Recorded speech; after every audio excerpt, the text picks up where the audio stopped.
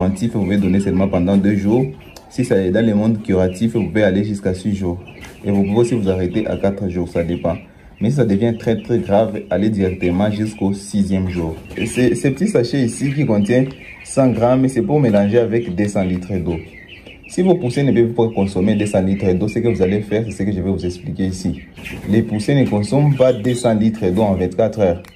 Et je vais vous rappeler que tout traitement, que ce soit vitamine ou antibiotique, ça doit seulement durer 24 heures dans les abreuvoirs. 24 heures après avoir mélangé, vous devrez directement changer l'eau. Comme on change l'eau des abreuvoirs tous les 24 heures, et les médicaments aussi doivent se changer tous les 24 heures. Alors si je mélange ces petits sachets ici avec 200 litres d'eau, ça serait du gaspillage parce qu'après 24 heures, mes poussées ne vont pas consommer, comme je viens de les mentionner, tous ces sachets ici.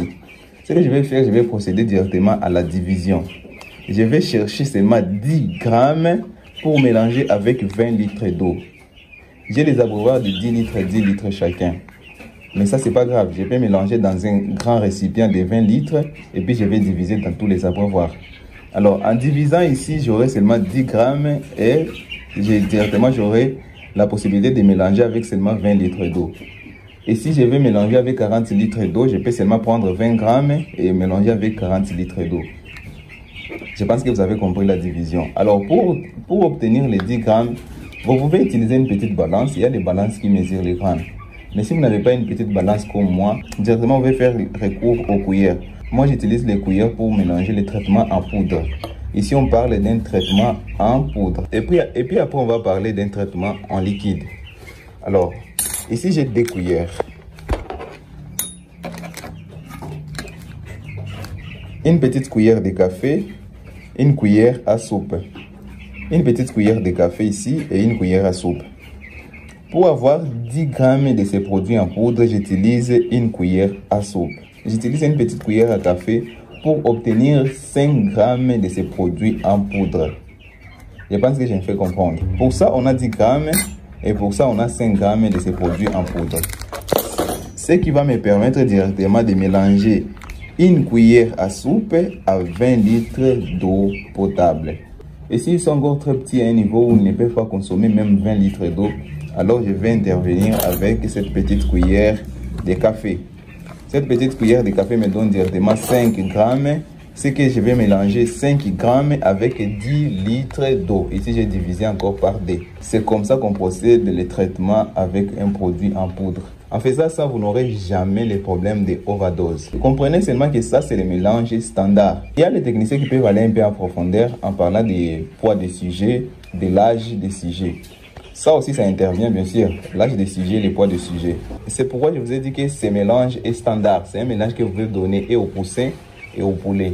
Et vous n'aurez jamais les problèmes de overdose. Je vous parle à partir de mon expérience. Moi, je n'ai jamais eu les problèmes de overdose. Et quand je fais un traitement, que ce soit la coccidiose, les rhumes de poule et tout ça, j'arrive toujours au bon résultat. Si seulement j'ai utilisé un très bon antibiotique. Ça, c'est le produit en liquide. Je l'ai publié sur le compte Instagram. Je vais vous expliquer ce produit ici. C'est l'antibiotique. C'est écrit ici. Il sert pour la prévention et le traitement de différentes infections et maladies. Concernant les poulets, c'est contre les infections à E. coli, les infections par salmonella. Bon, ici, je pense que ce sont les infections qui donnent la typhose et la pyrrhose. Il y a aussi les diarrhées, les microplasmes. Il y en a beaucoup. Alors, ici aussi, il y a les dosages. Je vais vous montrer d'abord. C'est en liquide. Les produits en liquide. Je pense que c'est écrit même ici. C'est la même chose qui est écrit ici.